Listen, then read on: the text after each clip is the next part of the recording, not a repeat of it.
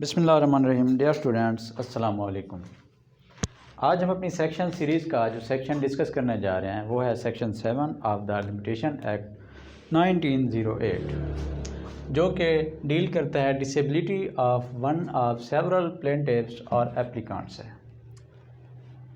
इसको हम रीड करते हैं। Where one of several persons jointly entitled to institute a suit or proceedings or make an application for the execution of a decree is under any such disability, and a discharge can be given without the concurrence of such person, time will run against all।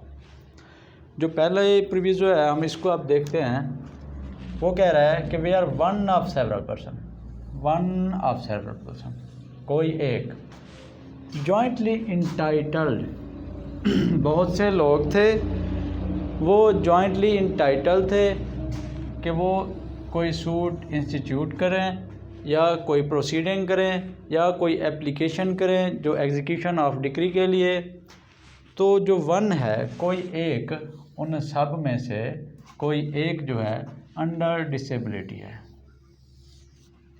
And a discharge can be given without the concurrence of such person, और उस शख्स की disability में रहते हुए भी जो बाकी हैं वो लोग उस फंक्शन को परफॉर्म कर सकते हैं। उस शख्स की, उस जो अकेला, जो वन ऑफ सेवरल पर्सन जो अंडर डिसेबिलिटी है, उसके बगैर भी फंक्शन परफॉर्म किया जा सकता है, क्योंकि वो जॉइंटली इंटाइटल था। जो बाकी हैं वो फंक्शन परफॉर्म कर सकते हैं। तो इसका मतलब है कि time will run against all, जो लिमिटेशन का टाइम है वो उनके अगेंस्ट रन करेगा, क्योंकि उनमें से कोई एक भी वो फंक्शन परफॉर्म कर सकता है। फ़र्ज़ करें, अब हम इस पर एक कंडीशन देखते हैं।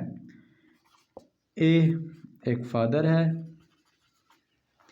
इसने बी को दिए थे 2 लाख रुपए, और जैसे कि आपको पता है कि लिमिटेशन एक्ट में रिकवरी का टाइम होता है 3 साल तक। अब होता क्या है कि जो ए है वो कहता है कि मैं 1 साल के बाद आपसे ये 2 लाख रुपए जो आपको उधार दे रहा हूँ वो मैं आपसे वापस लूँगा।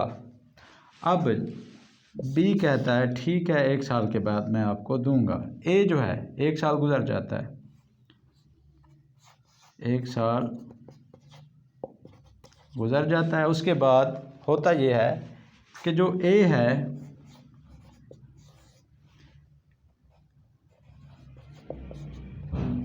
ए की वफ़ात हो जाती है, ए की हो जाती है डेथ, रिकवरी नहीं कर पाता।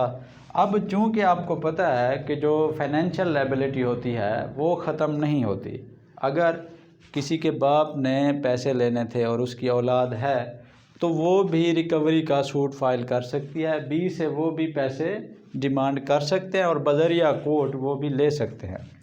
तो अब ए के पीछे जो बच्चे थे वो थे 2, सी और डी।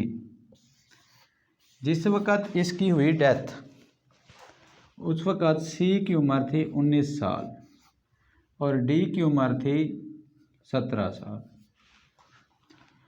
अब इनमें से ये दोनों, अब बाप की जो वो 2 लाख रुपए थे वो ये दोनों रिकवर कर सकते हैं। ये जॉइंटली इंटाइटल्ड हैं, सी और डी जॉइंटली इंटाइटल्ड हैं कि 2 लाख रुपए रिकवर कर सकते हैं। अब क्या होगा, अब जो सी है उसकी एज है 19 साल, वो लीगली डिसेबल नहीं है, वो सूट फाइल कर सकता है। डी जो है वो नहीं कर सकता।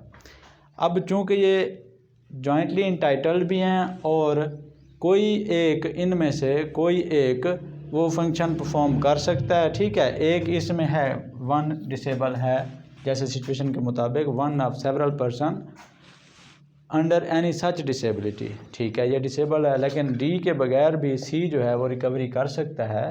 तो फिर क्या होगा, अगर ये मज़ीद 3 साल तक, इस सिचुएशन के बाद 3 साल तक रिकवरी का सूट फाइल नहीं करते तो क्या होगा, इनकी जो मियाद है वो ख़त्म हो जाएगी। वजह ये है कि इनमें से ठीक है एक डिसेबल था लेकिन दूसरा जो था उस फंक्शन को परफॉर्म कर सकता था, तो उन्होंने नहीं किया, फिर भी नहीं किया, ये चीज़ जानते हुए कि एक कर सकता है। जब काज ऑफ एक्शन अरोज हुई, जब उनका 1 साल गुजर गया, बाप की डेथ हो गई और अब सी जो है वो डिमांड कर सकता था, सी ने डिमांड नहीं किया, 3 साल तक कोई शूट नहीं किया, तो इसका मतलब है कि उनका जो 3 साल का लिमिटेशन टाइम है वो गुजर जाएगा।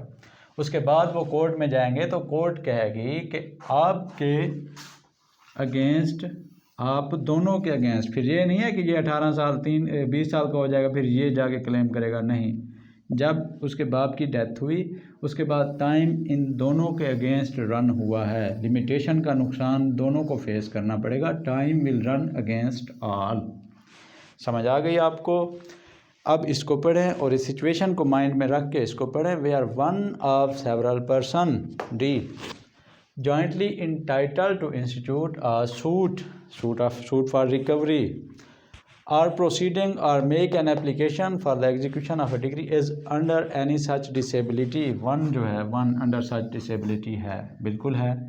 and a discharge can be given without the concurrence of such person।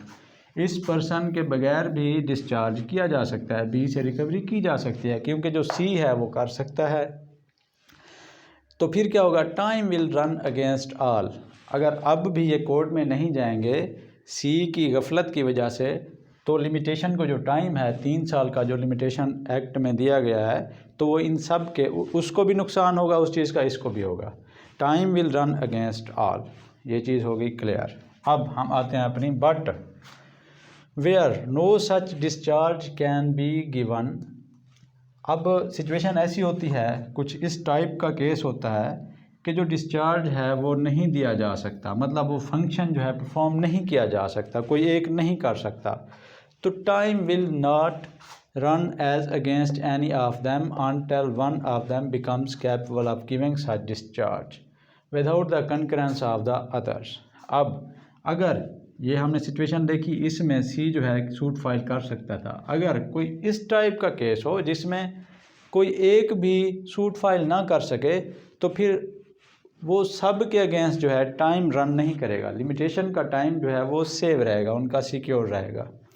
या फिर without the concurrence of the others और until the disability has ceased, या जब उस वक़्त तक जब कि इनकी डिसेबिलिटी ख़त्म ना हो जाए उन सब की। अब फ़र्ज़ करें ये हमने सिचुएशन देखी, इसी को ज़रा चेंज करके देख लेते हैं। अगर इसकी उम्र थी 17 साल 19 वाले की और इसकी थी 15 साल, तो इनमें से कोई भी, अब जब बाप की डेथ होगी तो कोई भी जो है केस नहीं कर पाएगा, क्योंकि ये भी माइनर ये भी माइनर, लीगली डिसेबल दोनों, तो फिर कोई भी केस फाइल नहीं कर पाएगा। तो फिर क्या होगा?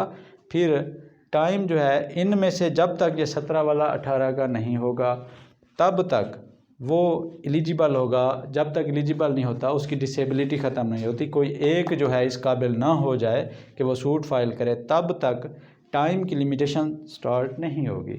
या फिर ये दोनों फ़र्ज़ करें ये इसकी भी एज 17 है इसकी भी 17 है, इस टाइप का अगर होता है या कोई ऐसा वक़्वा होता है, वो केस टू केस जो है सिचुएशन चेंज होती जाती है।